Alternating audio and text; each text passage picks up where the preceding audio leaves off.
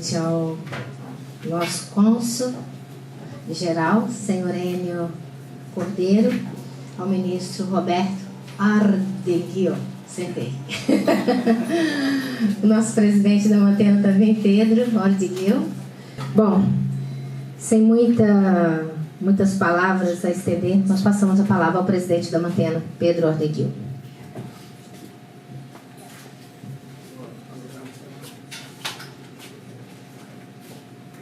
Prezados senhores e senhoras, uma boa tarde a todos. Me chamo Pedro Ordinguefe e como apresentação, diria que eu sou a Solange, a fundadora do Mantena, mas eu sou mais respeitado.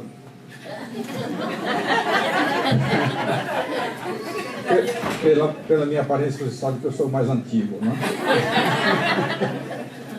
Iniciarei por dar as boas-vindas a Vossa Excelência, o ministro recém-inaugurado, cônsul-geral do Brasil em New York, o senhor Enio Cordeiro, presente conosco.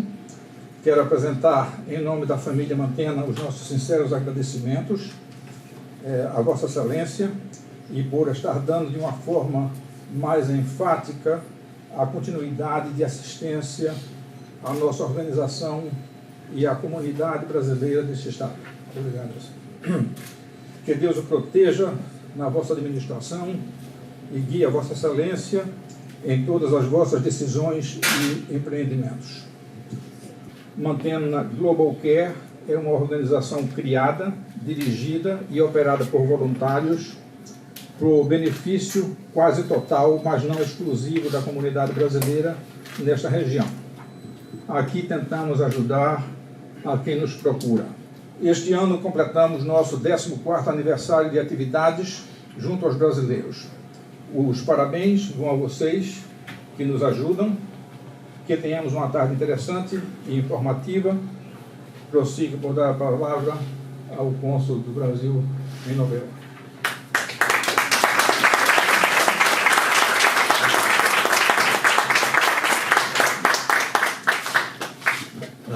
Antes de mais nada, um profundo agradecimento a Solange e ao Pedro pelo convite, por serem parceiros do consulado também em mais essa iniciativa conjunta.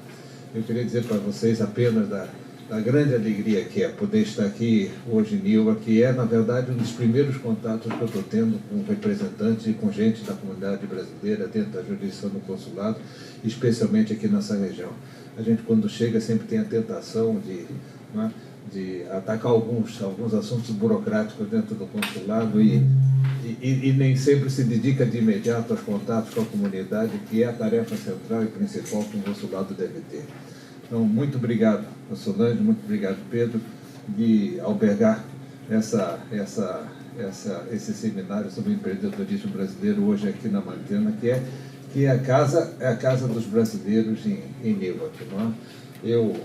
Eu vivi em Nova York há 20 anos atrás com a minha família. Naquela época meus filhos eram menores, hoje são adultos formados, mas víamos bastante aqui mesmo. Comecei agora a recordar o nome das ruas de novo. Né? Eu era cliente de um supermercado aqui, de restaurantes portugueses. A Solange, quando esteve agora lá no consulado, umas semanas atrás, disse assim: não, aquilo mudou tudo, já não há português, os brasileiros tomaram conta de tudo, aquela rua você não vai reconhecer. Mas, além dos agradecimentos, dizer para vocês que o consulado está sempre à disposição.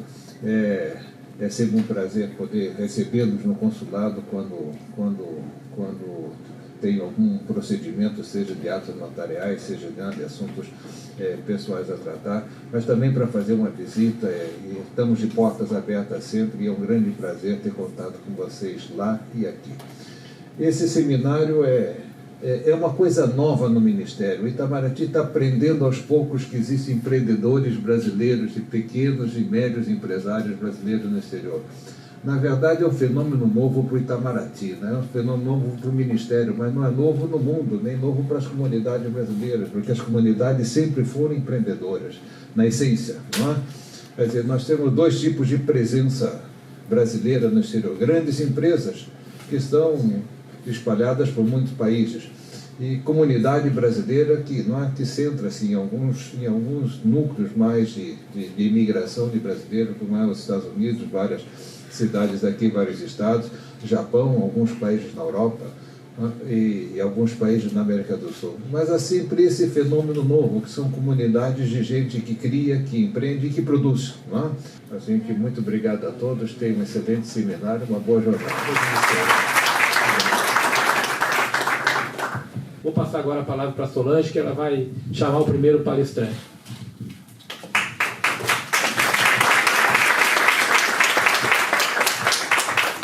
Bom, uma das características do empreendedor, de um empreendedor, é iniciativa.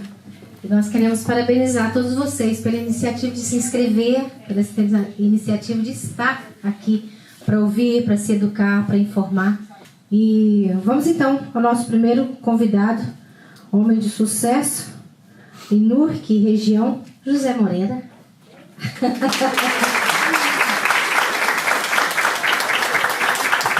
Bom, Moreira, quando você chegou aos Estados Unidos, qual foi assim o seu primeiro trabalho? Se você puder contar pra gente se você chegou já documentado, com todas as documentação conforme a lei americana, você pode compartilhar conosco. Ô, Solange, primeiramente, boa tarde, boa noite, né, a todos. Agradecer a presença, primeiro das maravilhosas palavras, lindas palavras suas e do Pedro, para mim. Muito obrigado mesmo. Agradecer e dar as boas-vindas ao nosso embaixador, né, nosso novo embaixador, Enio Cordeiro, e ao nosso querido ministro, né, que está aqui para nos apoiar. Olha, eu, como todos, né, a maioria aqui, eu acho que tinha um sonho no Brasil. Eu lembro que em 1986, um dia eu estava com meu pai lá no supermercado, num varejãozinho que ele tinha, e meu pai coçando a cabeça. E eu disse para meu pai, eu tinha 17, 18 anos, eu disse: pai, eu vou embora e eu vou mudar a nossa história. Então comecei, meu pai não aceitava, e eu só conseguia vir para cá quando eu já tinha 21 anos, que meu pai não aceitava eu largar o Brasil, queria que eu estudasse. Eu formei em patologia clínica, queria seguir o meu caminho de medicina, não conseguia, porque o que eu fazia não era suficiente. Fiz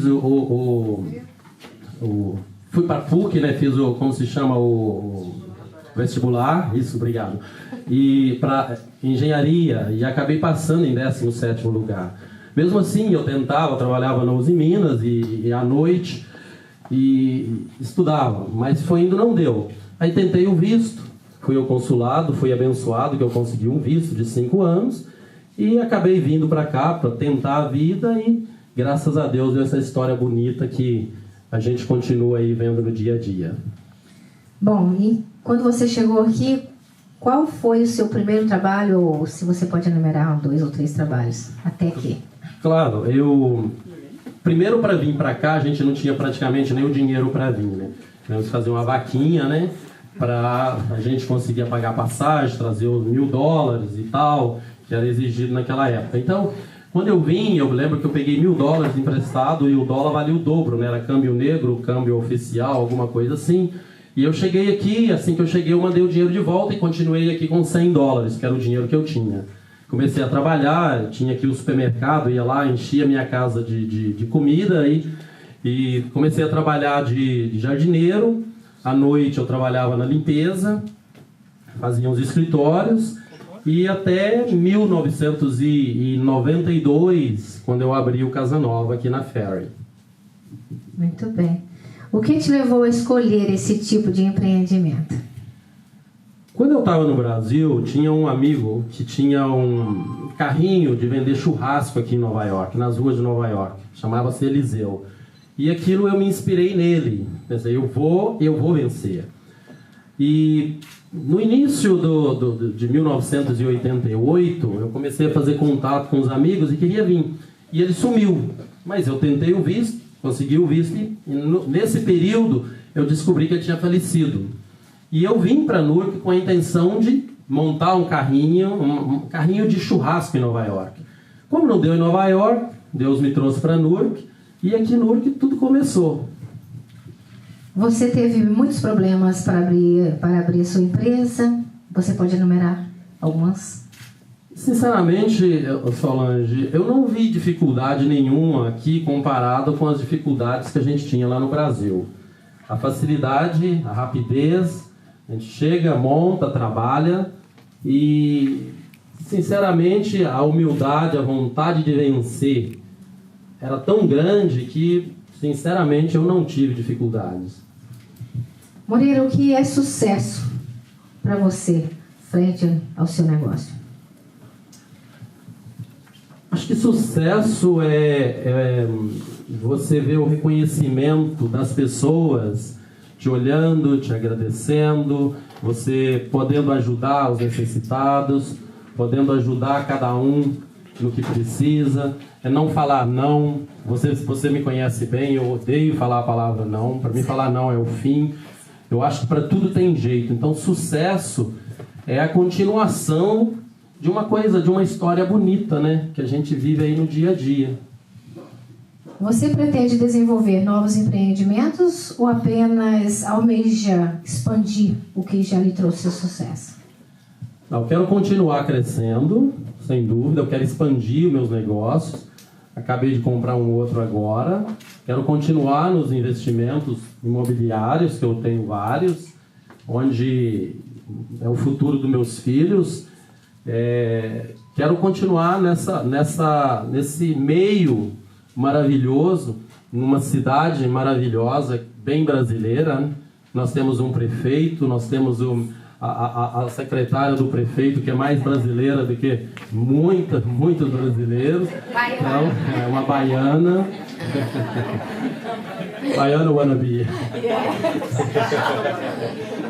Mas, sem dúvida nenhuma, quero continuar crescendo, vou crescer, vou continuar dando orgulho a essa comunidade maravilhosa que eu amo tanto, que me colocou onde eu estou hoje, dar orgulho ao povo brasileiro, a essa cidade maravilhosa, e que sirva de exemplo para muita gente, principalmente aos meus filhos que eu amo tanto, né? Nós aqui no Mantena recebemos várias pessoas, sempre a gente conversamos com um, com o outro. Solange, eu tenho vontade de abrir um negócio, eu tenho vontade de trazer um produto do Brasil.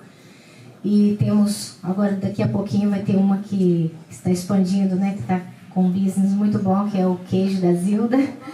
E eu sei que nós conversamos com uma e com outra pessoa, sempre tem alguém querendo investir, querendo ter seu próprio business, seu próprio negócio. Qual a palavra que você deixa para as pessoas aqui presentes e os que também estarão assistindo daqui a uns dias essa sua palavra? Olha, primeiro é a humildade, a honestidade e não querer para ninguém o que você não queira para você próprio. A partir do momento em que você põe na balança que você não quer para a pessoa que está do outro lado o que você quer para você, você vai vencer e você vai saber se é bom ou ruim para você. Então, eu acho que é muito fácil a gente vencer indo para o caminho certo. É muito fácil a gente sonhar e ouvir as pessoas e nunca pensar que sabe tudo. Tem sempre alguém que vai nos ensinar. Tem sempre um que vai estar nos ensinando mais e mais. A mim, eu gosto de falo com todas as pessoas, mas eu adoro falar com gente que sabe mais do que eu. Eu adoro aprender. Eu vou morrer sendo um aprendiz. Então, essa é a palavra. Tira, né, as boas experiências das pessoas. Se vê alguma coisa má, não siga, deixa de lado. Mas que sempre esteja olhando as coisas boas e isso se torna muito fácil. Então tá aí. Obrigada, Moreira. Nossos aplausos a você. Obrigada. Obrigado a você, Solange. Obrigado a todos. Desculpa, eu não sou nenhum palestrante, né? Mas um dia eu chego lá, tá? Um dia eu aprendo. Já melhorou muito. Boa noite a todos. Gostaria de agradecer o convite, ministro, embaixador, senhor Pedro, Solange. É um prazer estar aqui em New York.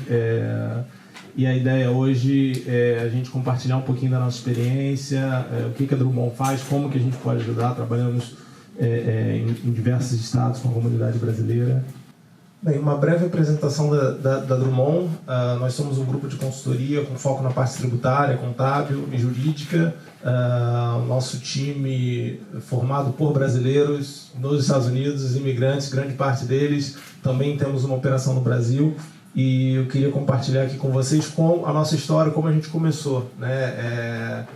Muito acontece das pessoas verem, hoje a empresa está estabelecida, tem alguns anos de mercado, tem um nome no mercado, mas começamos como muitos pequenos negócios, no porão da casa do meu sócio, com uma ideia, e com bastante trabalho a gente consegue, aos poucos, atingir o objetivo.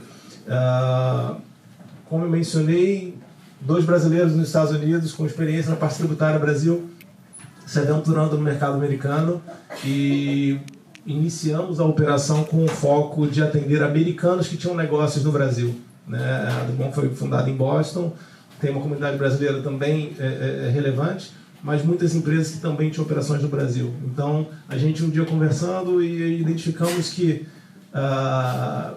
se o empresário brasileiro ele tem uma dificuldade enorme com a parte tributária, você imagina explicar a nossa complexidade de tributos para um americano, né? E a gente descobriu que isso era recorrente em várias empresas que nós visitávamos. O time contábil, o time fiscal, quando tinha que falar de Brasil, o pessoal já, o Brasil, pela nossa complexidade, né? Tanto burocrática e administrativa. As coisas têm melhorado muito, a gente tem observado isso, mas ainda assim, para um americano que está acostumado com a vivência do mercado americano, existe aí um gap muito grande. Então a gente identificou um nicho de mercado e vamos focar com essas empresas.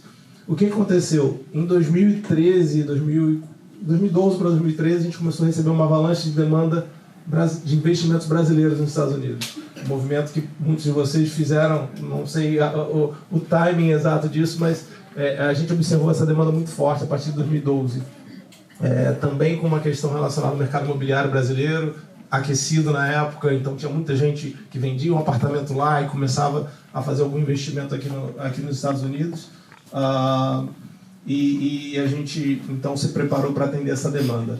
Hoje a Drummond tem escritórios em Boston e Miami, os 2 escritórios maiores em termos de operação nos Estados Unidos. Também temos uma base em Nova York e São Francisco, e no Brasil, São Paulo e Belo Horizonte. Então, essa é uma rápida apresentação. Aqui estão alguns serviços que nós prestamos. Bem, primeiramente falando de pessoa física, acredito que aqui não é novidade para os que já estão aqui, já trabalham nos Estados Unidos. O imposto de renda americano ele é aplicável sob uma tabela progressiva que varia a partir de janeiro de 2018 de 10% a 37%. Tá? Quanto maior a renda, maior o imposto a ser pago. Um ponto interessante nos Estados Unidos é que, fazendo uma analogia à pessoa jurídica, toda empresa está no lucro real. O que isso quer dizer, Michel? A empresa tem lucro, ela paga imposto. Se ela não tem lucro, ela não paga imposto. Basicamente isso. Michel, eu tive prejuízo porque eu estou montando minha operação, meus 2 primeiros anos foram muito ruins. Quanto de imposto que eu vou pagar? Você não paga imposto. Imposto de renda federal. Né? Por quê? Porque esse prejuízo ele é acumulado, tá? E você só passa a pagar imposto a partir do momento em que você utiliza todo o prejuízo acumulado. Então, você tem até 20 anos para utilizar esse prejuízo. Então, é uma forma da Receita Federal Americana, do governo, enfim, fomentar os pequenos e médios negócios até o momento em que eles passam a ter recursos e lucro para pagar o imposto. Tá? A partir de 2018, esse imposto de pessoa jurídica ele fica um valor fixo de 21% no modelo de corporação. O modelo de parceria ele continua na alíquota de pessoa física de 10% a 37%. Falando aqui de alguns prazos, tá? 15 de abril, para quem não sabe, o prazo para o imposto de renda de pessoa física ele pode ser estendido por mais 6 meses, e depois a gente vai falar um pouquinho da parte de pessoa jurídica. Uma grande diferença entre o Brasil e os Estados Unidos é a tributação sobre dividendos, e aí a gente começa a ter a necessidade de fazer um planejamento. Michel, eu tenho um negócio no Brasil, eu continuei com o meu investimento no Brasil, ou eu tenho um apartamento alugado no Brasil, e eu tenho meu negócio nos Estados Unidos. A minha renda do Brasil eu posso deixar no Brasil e não declarar nos Estados Unidos? Depende do seu status. Tá?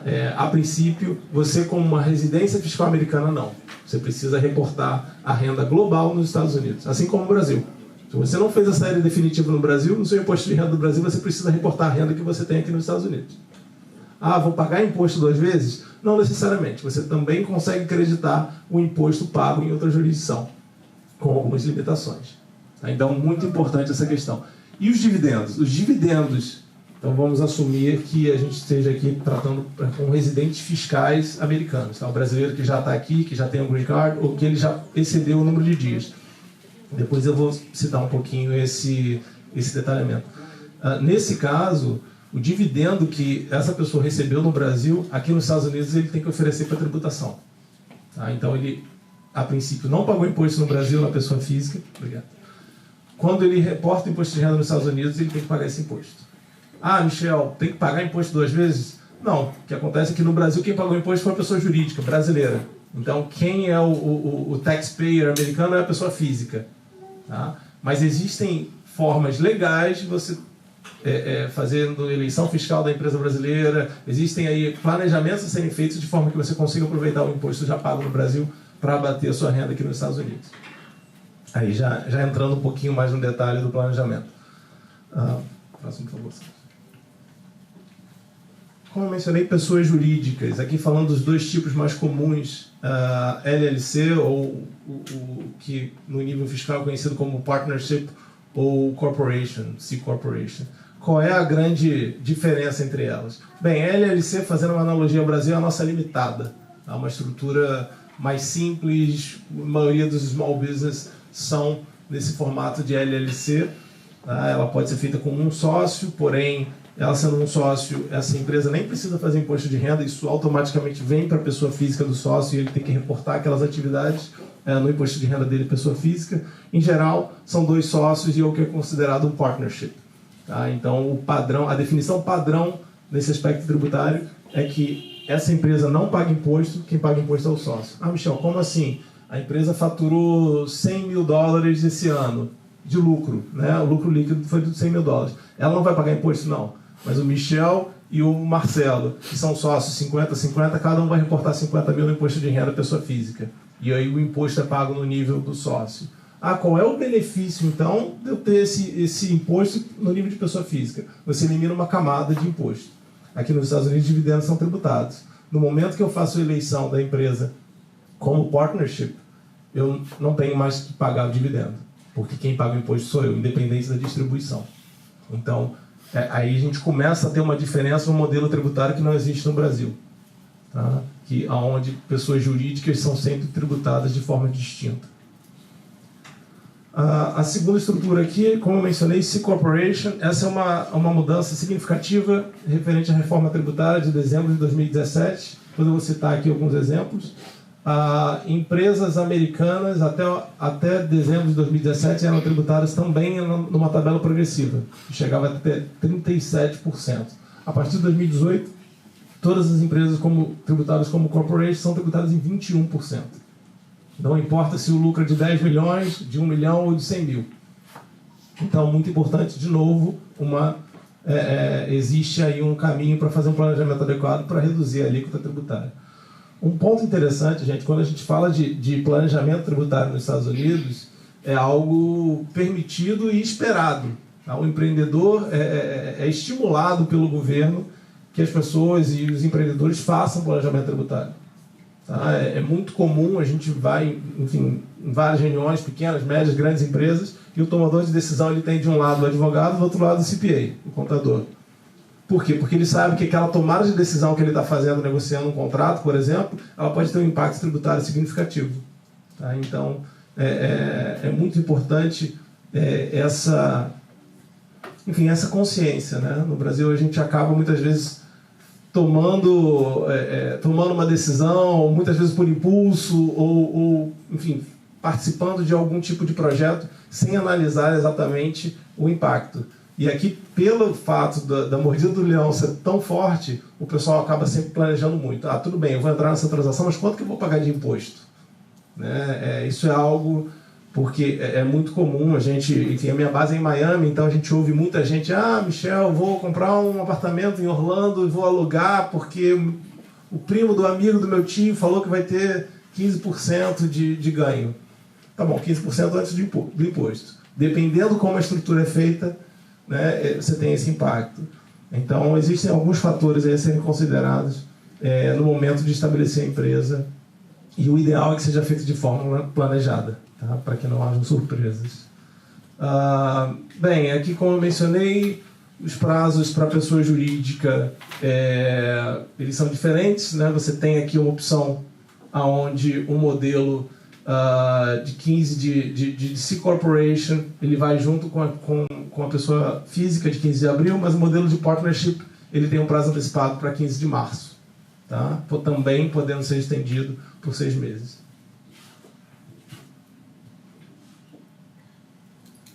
Imposto de renda estadual. Esse daqui é novo para a gente que veio do Brasil. Eu, quando cheguei aqui, eu falei, tudo bem, já paguei imposto de renda federal, agora tem que pagar o estadual também. Por sorte, na Flórida, o estadual não se aplica para pessoa física, somente para pessoa jurídica. Nova York, New Jersey e outros estados, a gente sabe que tem essa implicação. O imposto de renda estadual você consegue deduzir do federal, tá? Da base de cálculo. Depois eu vou passar um mapa que tem as alíquotas e, enfim, quem tiver interesse, depois a gente pode compartilhar também a apresentação, só me mande um e-mail. Mas muito interessante, aqui eu citei alguns estados que são isentos de imposto de renda estadual. Normalmente, esses estados eles compensam de alguma forma, tá? Então, a Flórida, por exemplo, ela não tem o imposto de renda estadual, mas ela tem um dos maiores property tax dos Estados Unidos. Assim como o Texas, que também é um estado que isenta o imposto de renda estadual. Por favor. Aqui é o mapa, como eu mencionei, né? Eu acho que a gente não consegue ver muito bem, mas depois vai estar disponível. Só como exemplo, aqui a Califórnia é um dos estados que tem uma alíquota mais pesada aqui de 13,3%. Tá? Florida, Texas, aqui é o impacto em pessoa física, tá, gente? Depois a gente pode compartilhar também o mapa com pessoa jurídica. Por favor. Falando de algumas obrigações acessórias, a gente começa a entrar num tema um pouco mais técnico, mas muito relevante, tá, gente? Muita gente acaba não atentando para isso. Michel, eu sou residente fiscal, como é que o fisco americano vai saber que eu tenho uma conta bancária no Brasil? Por aqui. FATCA e FBAR são obrigações acessórias onde obrigam residentes fiscais americanos ou cidadãos americanos a reportarem contas bancárias e investimentos fora dos Estados Unidos, acima de $10 mil ou acima de $100 mil. Nesse caso, o FATCA, a gente, saldos aqui, saiu 50 mil para solteiro e 100 mil para casado. Muito importante, gente. Por quê? Não pague imposto sobre isso. Esse aqui é um formulário meramente informativo. Tá? Mas se você não manda, a multa começa em $10 mil. Tá? Então, o IRS, a Receita Federal Americana, normalmente eles dão um perdão no primeiro ano que você não faz esse formulário, mas se forem anos seguidos, aí já começa a acumular. Então, bem importante. Michel, tem uma conta bancária no Brasil que eu tenho em conjunto com a minha mãe que recebo um aluguel. Teve mais de $10 mil no ano, e aí você precisa fazer essa conversão. Sim, você precisa reportar o FBAR, que é o próximo item. Ou seja, acima de $10 mil. Um dia no ano. Se a variação do dólar, por exemplo, você teve essa conta acima de $10 mil, naquele ano você é obrigado a reportar o FBAR. O FATCA já tem valores um pouco mais acima, são 50 mil e 100 mil para o casal. Tá? É muito importante, gente, um ponto. Aqui tem uma questão chamada Statute of Limitation. No Brasil é o prazo de prescrição. Tá? Michel, eu estou aqui há 10 anos, sempre fiz o imposto, nunca deu problema. Mas eu nunca mandei o meu FBAR. O IRS pode voltar e te auditar e voltar quantos anos forem, porque o seu imposto de renda está incompleto. Um dos requerimentos para o Statute of Limitation, para a prescrição, é que o imposto de renda esteja completo. Ele pode estar errado, se você não sabia, mandou uma informação incorreta, mas ele precisa estar completo. Então, no momento em que você não faz o FBAR ou FATCA, aquele seu imposto de renda está incompleto. Tá? Então, muito importante, gente, atenta para isso. E um caso comum que acontece, tem muita gente que procura Ah, Michel, estou nos Estados Unidos, não quero trabalhar com brasileiro, eu quero um CPA americano. Tudo bem, ótimo. Mas atento para o CPA americano, que muitas vezes a base de clientes deles são americanos. Então ele não necessariamente ele vai conhecer esses detalhes aplicáveis para o estrangeiro. Tá? Isso é muito comum, tá, gente? Formulário 5471 e 5472. Aqui também, gente, sem querer entrar no aspecto técnico, formulários importantes para quem tem empresa nos Estados Unidos, tem empresa no Brasil. Ah, Michel, tenho uma empresinha no Brasil, fiz a internacionalização, trouxe esse meu negócio para os Estados Unidos. Essas empresas têm empréstimo entre elas, ela tem relação entre as empresas. Eu preciso reportar isso de alguma forma para o fisco americano? Sim. Esses formulários eles são requeridos para sócios estrangeiros de empresas americanas ou para empresas que têm transações com empresas relacionadas ao mesmo grupo econômico, em países diferentes. Tá? Então, sem querer entrar no detalhe, também atentem para isso aqui, tá? Multa começa $10 mil, e também ela impacta a questão da prescrição. Faz parte da declaração. Então, o formulário não enviado, ele significa declaração incompleta, logo ela não começa a prescrever. O que é residência fiscal americana? Aqui eu comentei rapidamente sobre esse termo. Essa residência fiscal pouca gente comemora. Aqui raramente a gente tem uma pessoa celebrando isso. O que é? É o momento em que o estrangeiro vira americano somente para fins fiscais. Tá? O leão americano fala assim, agora você vai ter que pagar imposto aqui como o cidadão que nasceu aqui. Isso não acontece somente com o Green Card, não, gente. Existe o teste presencial. E é o que eu vou detalhar um pouquinho para vocês. Aqui uma brincadeira, tá, quanto aos alienígenas, que na época de imposto de renda, o fisco americano começa a acreditar nos alienígenas. O cidadão que não nasce nos Estados Unidos, ele é conhecido como alien. Então esse alien ele pode ser non-resident alien ou um resident alien. O resident alien é o que tem o green card, o que passou no teste de presença física. E o non-resident alien é aquele que ainda não passou no teste de presença física ou ele tem algum tipo de visto que exclui esses dias que ele fica nos Estados Unidos para esse cálculo.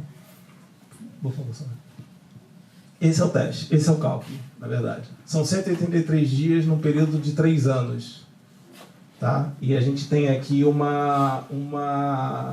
aplica-se uma fórmula. Então, 100% dos dias no ano corrente, 1/3 dos dias no ano precedente e 1/6 no segundo ano precedente.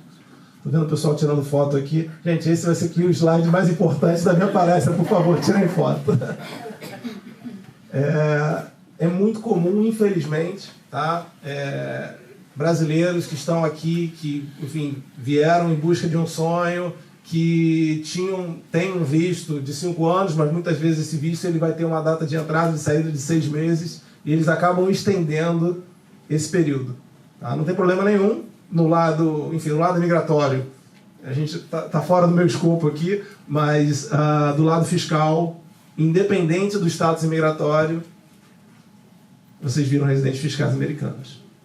Qual é o impacto disso, Michel? Agora você tem que fazer imposto de renda aqui e reportar toda a sua renda do Brasil aqui nos Estados Unidos. Michel, eu não tenho renda no Brasil, mas eu tenho uma conta em conjunto de $50 mil com o meu pai.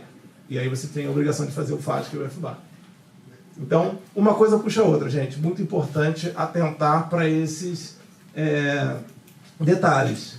Lá no início da apresentação a gente comentou que é muito simples abrir uma empresa, os aspectos fiscais americanos são simples. Aqui a gente já começou a entrar em algumas áreas um pouco mais complexas.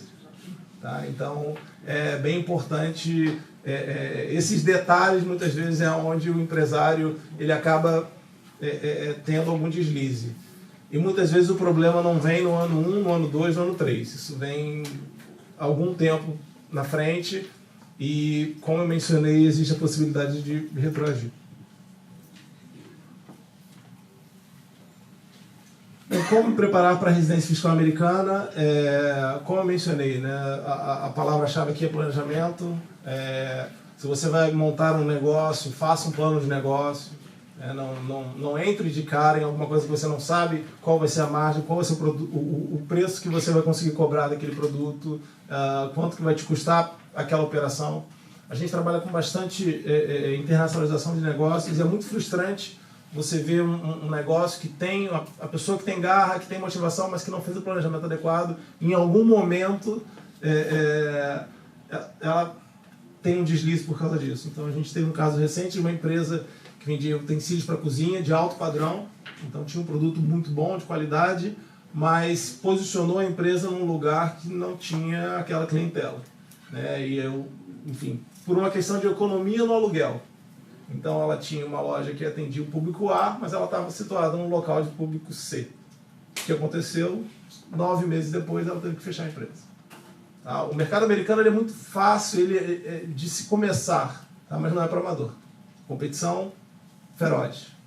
Tá? Então, Moreira está de parabéns pelos anos no mercado, você achou um nicho e você está focado. Então, a gente tem que admirar mesmo a luta do empresário brasileiro, porque é um mercado feroz. O pessoal que faz o queijo, então tem muita gente começa a produzir pão de queijo, vem uma empresa grande e coloca o pão de queijo no mercado e você não consegue competir com eles. Então, assim, faz o planejamento, faz a análise, estrutura, por menor que seja, tá, gente? Existem vários templates, você pode fazer um plano de negócio online. É muito importante essa análise.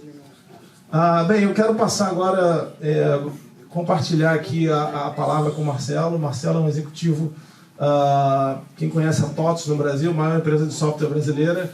Ele é o responsável pelo canal da TOTVS nos Estados Unidos, empresário, empreendedor, amigo, está situado na Flórida, expandindo aqui também para Nova York, New York. E eu quero, acho que é bem a palavra dele aqui, compartilhando esse processo de internacionalização e as dores, que não é só empresa pequena que tem dor não, gente, empresa grande também tem. Obrigado, Marcelo. Bom, obrigado, Michel. Com certeza que eu tenho um monte de perguntas para você, então você volta para cá daqui a pouco. Bom, obrigado a todos pelo tempo aqui, pela oportunidade de falar para todo mundo. Basicamente, deixa eu contar um pouquinho. A TOTVS é uma empresa realmente muito grande no Brasil. Nós temos mais de 12 mil pessoas, mais de 30 mil clientes no Brasil e basicamente a gente faz soluções de software para o pequeno e médio empresário.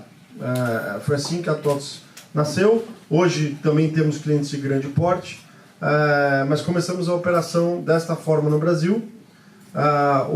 Não fui eu, infelizmente, o Laércio, quando iniciou a operação, ele também começou a operação do zero, ele foi o primeiro funcionário, então bastante possível, certo? E ele fez isso no mercado brasileiro, que tem os seus desafios também, igual a gente está contando aqui. Eu também tive a minha empresa no início no Brasil, eu tive a oportunidade de vender essa empresa para a TOTVS. Cuidei do mercado internacional na TOTVS e estou vindo para os Estados Unidos para também fazer o que muitos aqui imaginam estão fazendo, que é abrir uma empresa aqui nos Estados Unidos. A gente começou pela Flórida, escolhemos justamente a Flórida pela facilidade que nós temos com o mercado latino, mas estamos aprendendo muito sobre Newark e sobre a região como um todo. Hoje a TOTVS ela tem uma operação específica aqui em Long Island, para justamente desenvolver a parte de pontos de venda para pequenos negócios, então um POS, né?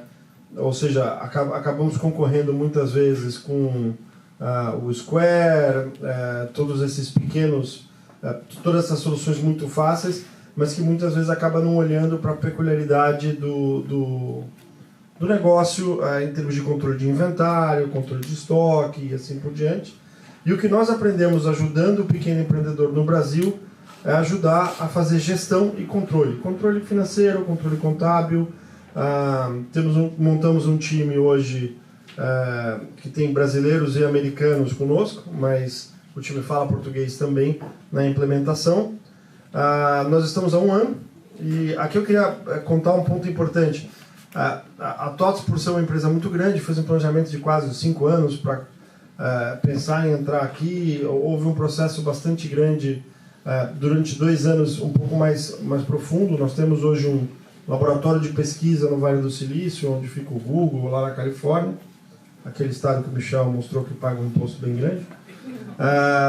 E nós temos 13 pessoas lá, desenvolvendo software, desenvolvendo tecnologia.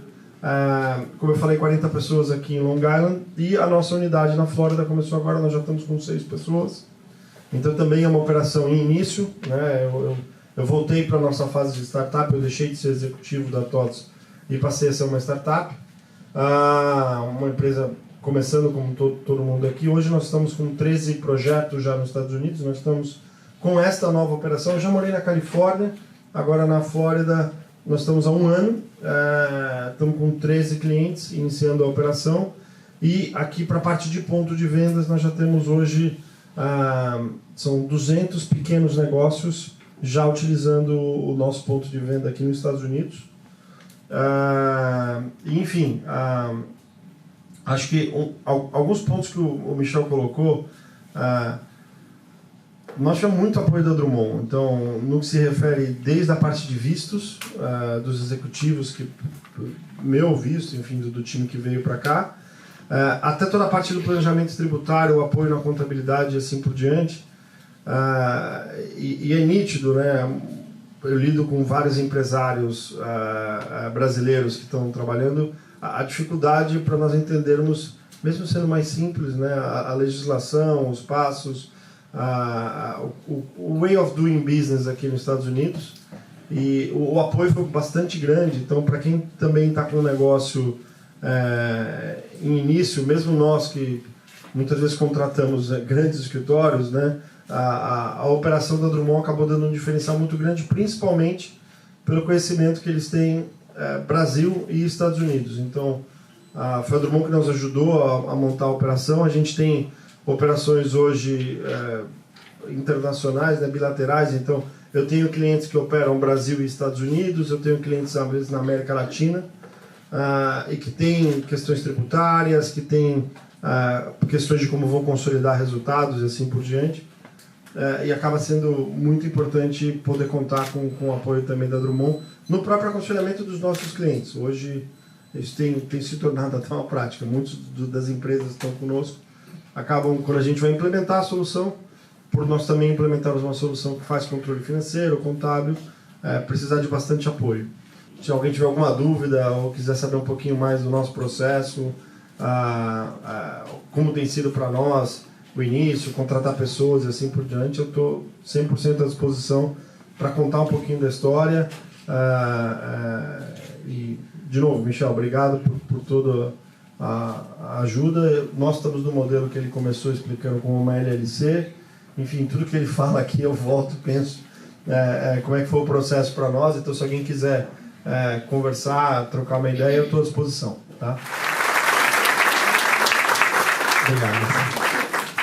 Gente, como eu mencionei, né, uma empresa enorme, e a gente acompanhou passo a passo, né? A tomada de decisão, ela leva a questão pessoal do executivo, ela leva a questão do impacto dos sócios que ficam no Brasil.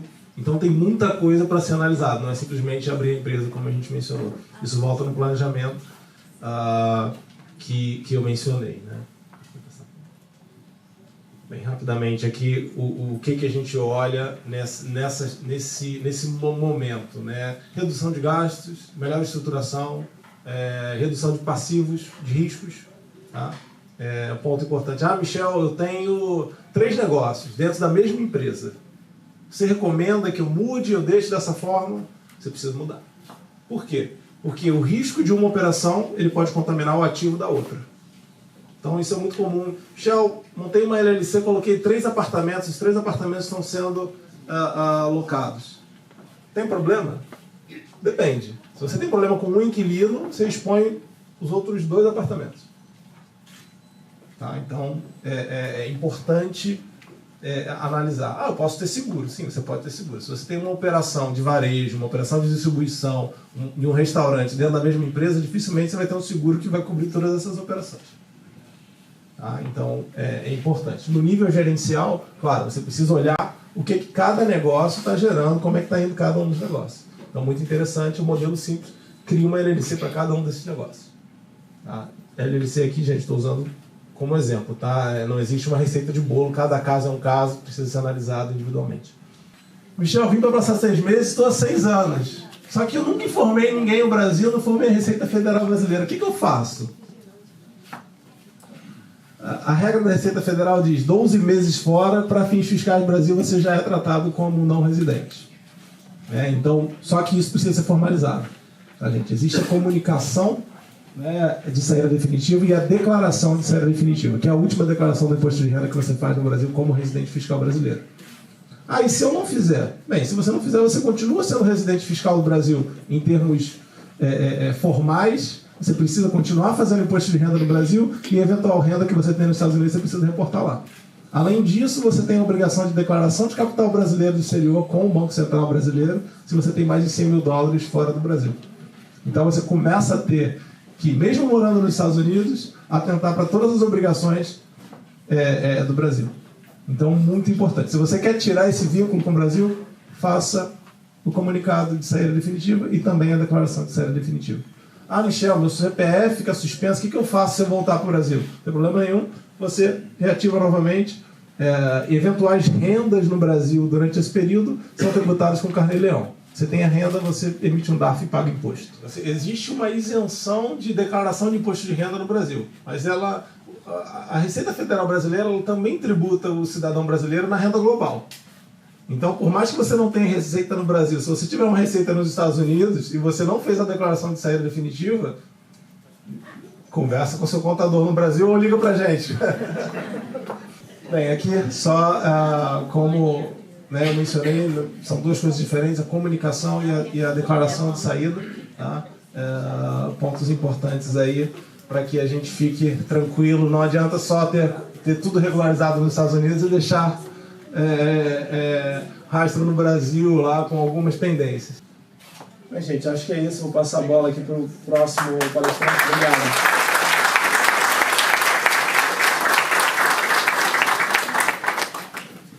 Eu gostaria de convidar agora, neste momento, a senhora Lívia de Freitas, a assessora do prefeito Ras Barak de Newark.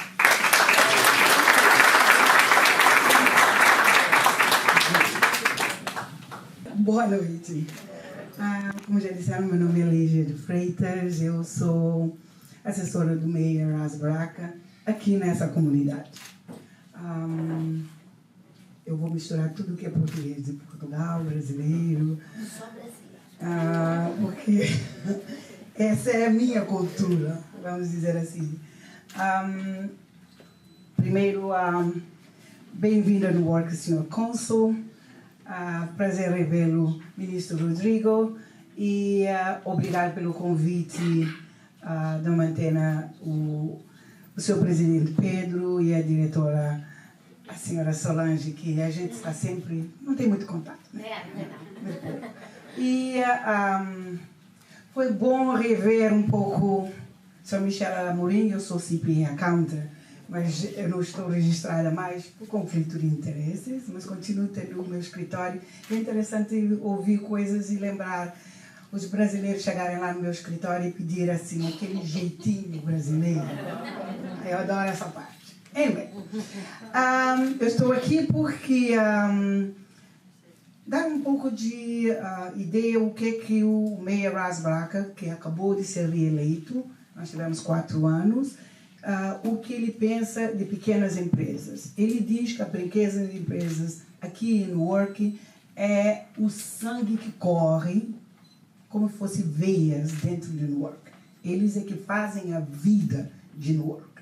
Não é as grandes empresas, porque as grandes empresas podem ser os órgãos, pulmão, rins, fígado, mas as pequenas empresas é que fazem isso. E vê-se o desenvolvimento da cidade quando as portas todas estão abertas.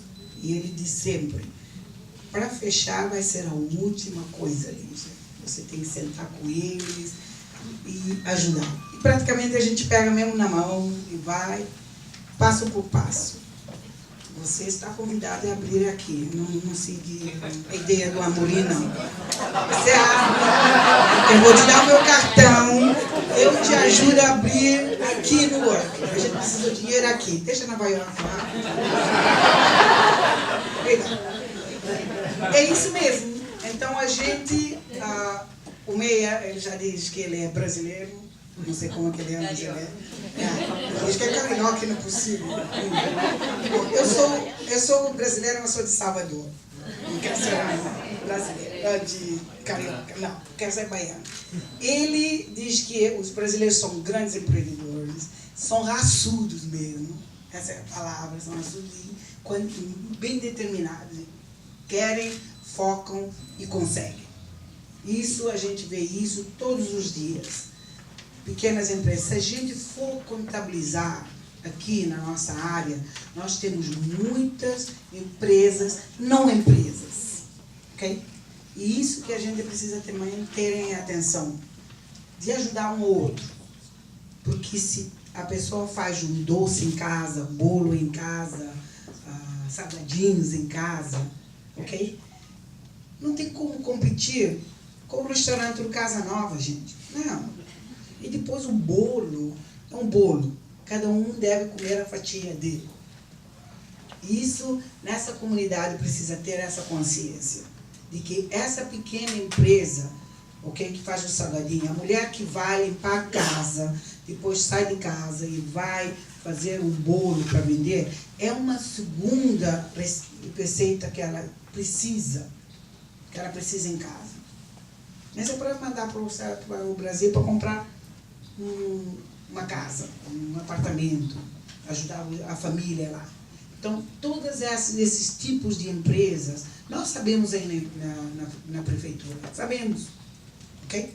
Nós sabemos e queremos que eles continuem, o Meia quer que eles continuem, ok? Porque de fazer bolo pequeno em casa, ok? Que depois abre a empresa. Nós temos um aqui, o Delson.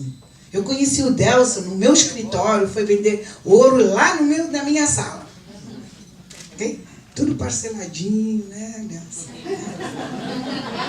Agora o Delson tem lojas, não é loja só, lojas de joalheria, de vender.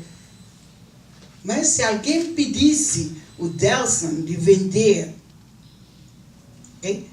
De negócio em negócio, de casa das pessoas, como que ele conseguiria crescer, ser esse Delson agora? Entende? Portanto, é da mesma maneira essa pessoa que vai vender bolo, ou que vende salgadinhos, né, Célio?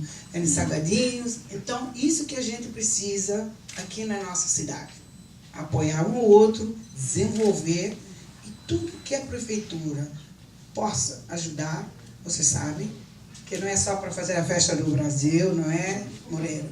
É só fazer a festa do Brasil, não é só dar licenças e permito para fazer agora que vem coisa do futebol, tem que fechar a rua, tem que fazer festa. Não, não é só isso. Também ajudar as pequenas empresas, ok? Todo mundo que queira desenvolver, que queira contribuir para a economia daqui da cidade. Nós estamos abertos. Ele acabou de criar, isso para eu finalizar agora, ele acabou de criar um incentivo, a palavra é essa, um incentivo que chama-se, eu vou ter que dizer em inglês, Eat, Play and Shop. Quer dizer, o que você ganha aqui, vai gastar aqui, comendo e comprando. Ele é um reward card, ok? Que o cidadão, o residente tem. O Moreira acabou de assinar, eu fui à procura do Delson, ele não estava, mas eu vou acabar para todos vocês nisso. E a pessoa vai, o empreendedor, nesse caso, o Casa Nova, ele já assinou. O que a cidade ajuda esse empreendedor? Nós fazemos a propaganda, ok? No Prudential, todo mundo conhece o Prudential, então todos os jogos, os shows, ok? Pode ser o show da Beyoncé. Obrigada. Yeah? Ok? Da Beyoncé vai aparecer nas linhas o Casa Nova Restaurant ou o Delson Jewelry. Todas as vossas empresas. Não tem grande, não tem pequeno. Ele é $10 por mês. Não vale para não profit?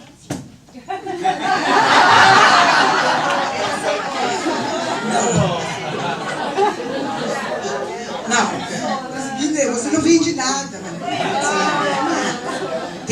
vender alguma coisa. Aí você vende seu serviço. Yeah. Então ele tem fazer a propaganda. Nós fazemos em colégios, nós fazemos em hospitais, fazemos até no website da cidade, vai aparecer as companhias. São $10 que eles pagam por mês, mas ele tem que dar um incentivo para a pessoa. Por exemplo, eu, para ir ao restaurante dele. O incentivo ele vai por 10%. A partir de $50, se eu gastar, for lá no restaurante comer, gastar $50. São 10%. Então, esse 10%, ok, a cidade, ok, paga ou em cheque ou deduzido nas taxas da propriedade se eu sou dona da casa. No fim do ano, como o senhor Amorim sabe, a gente paga também as taxas da propriedade municipal. Então, nós deduzimos, quem é dono de propriedade, essa quantia. Resumindo e baralhando, é o seguinte: se no fim do ano todo eu fui lá no Moreira e todo ano eu gastei e tive de recompensa $1.500, eu vou receber um hard check, um cheque de $1.500 se eu optei por receber em dinheiro. Ou esse $1.500 vai ser deduzido nas minhas taxas da minha casa, da minha propriedade, caso eu tenha casa. Se eu tenho aluguel, claro que eu vou receber ele em cash. Esse é o incentivo que o MEIA criou para as pequenas empresas, para que o dinheiro fique aqui, para que ela seja gastada aqui e que todo mundo possa ter algum benefício. Todo mundo vai ter um benefício, porque é 50-50, como a gente costuma dizer. Tanto a pessoa que está gastando, como a pessoa que tem um negócio, tem uma empresa. Okay? Eu estou em Newark, no City Hall, tenho um cartão, não tenho tanto assim, e para quem quer abrir empresa, ter licenças, principalmente licenças de pequenas empresas de vender na rua, de vendors, okay? Como a senhora do Acarajé, o Célio, a gente já falou muitas vezes, já teve Júlio. Então, eu estou aí à disposição, e mesmo os outros, as grandes empresas, menos o Moreira, esse não ajuda.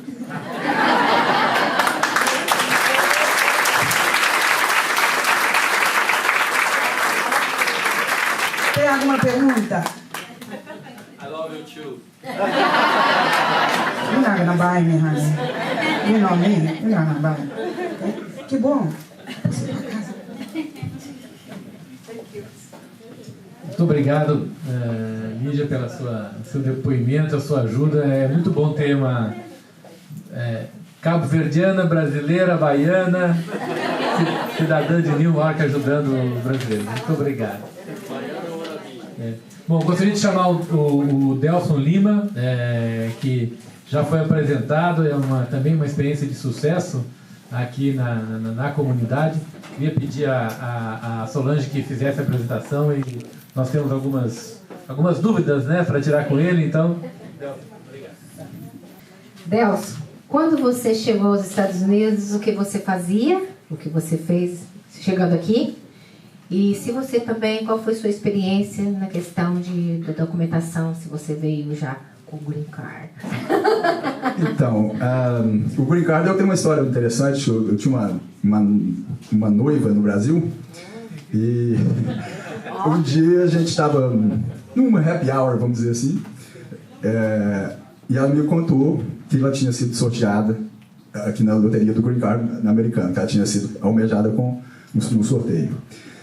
E me perguntou se eu gostaria de vir para cá com ela, pessoal, minha querida. Agora o negócio é o seguinte: estou sem dinheiro nem para pegar o ônibus para ir para casa. Como é que eu vou para os Estados Unidos?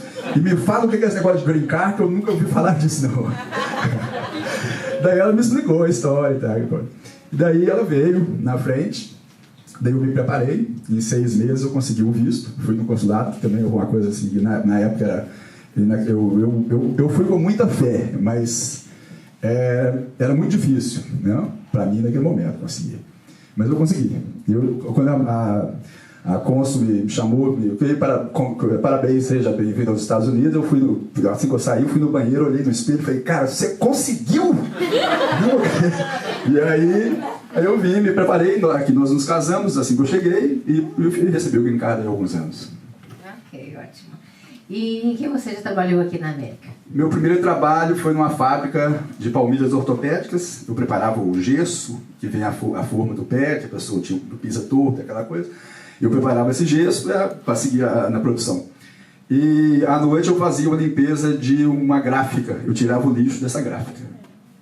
Esses foram os meus primeiros trabalhos. O que te levou, então, a escolher esse tipo de empreendimento? Então, agora, quando ao empreendimento, eu estava até pensando aí agora. Desde criança eu sou empreendedor, e eu não sabia na época, claro. Tinha um vizinho que plantava couve, alface, uma pequena plantação no quintal dele. E tinha um campo de futebol lá perto de casa, que tinha uns cavalos, e os carroceiros soltavam lá os cavalos à noite, que faziam as necessidades deles. E eu vi o estrume e vi a horta do sodario. Falei assim, opa, combina, né? Catava o esterco durante o dia, botava para secar, e no outro dia eu levava e vendia para o sodario. E assim eu fiz durante muito tempo. Eu tinha o quê? 10 anos de idade, 8 a 10 anos de idade, por aí.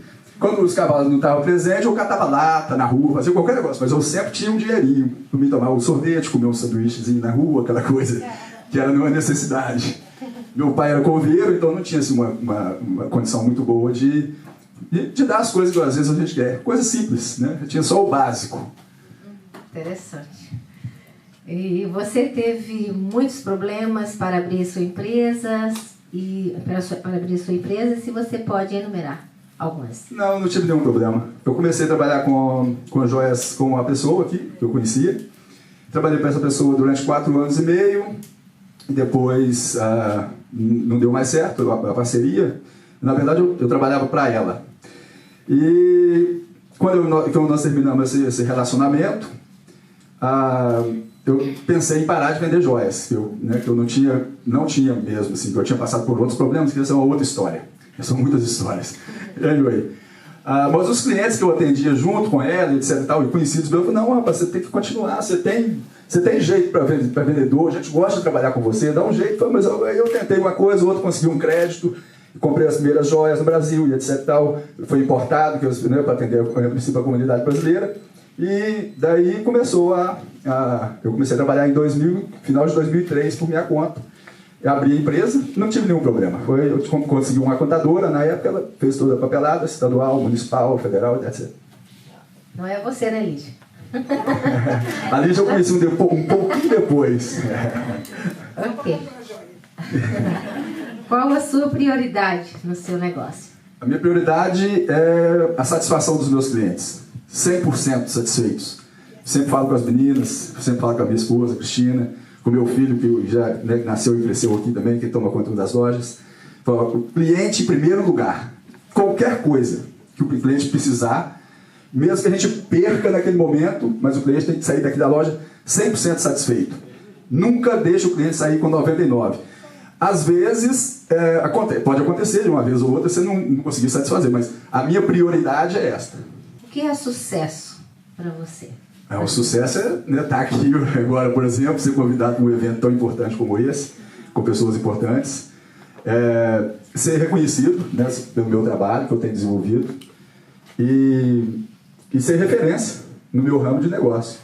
Hoje, graças a Deus, a gente atende uma comunidade brasileira daqui da região de Newark, de Connecticut, de Pensilvânia, tem pessoas da Flórida que ligam pedindo, né, que tem referências nossas, e vem aqui na loja comprar, a gente manda para as pessoas também através do correio, etc. Então, o sucesso é estar presente sempre na comunidade, estar sempre participando das coisas, eventos sociais, e assim como sempre acontece por aqui, essa união, né, nossa, vamos dizer assim, eu faço pouco, né, vocês fazem muito mais. Mas o importante é você estar sempre envolvido com a comunidade, e o sucesso é a gente continuar por anos fazendo esse tipo de trabalho. Você pretende, Delcio, desenvolver novos empreendimentos ou apenas almeja expandir o que já lhe trouxe sucesso? Então, no momento, meu foco é continuar no meu ramo de negócio, aprimorando a questão de maquinário, a questão de equipamentos para joalheria, novas tecnologias para a criação de joias, para design de joias, etc. Nós temos feito isso. Meu foco é continuar no meu ramo de negócio hoje. Muito bem. E qual a palavra que você pode deixar para as pessoas presentes? Então, perseverança é a palavra-chave que eu penso que a gente tem que ter. Perseverança é a chave de tudo. Tem outras, né, que a gente pode, né, enumerar, pode citar, como planejamento, como foco, etc.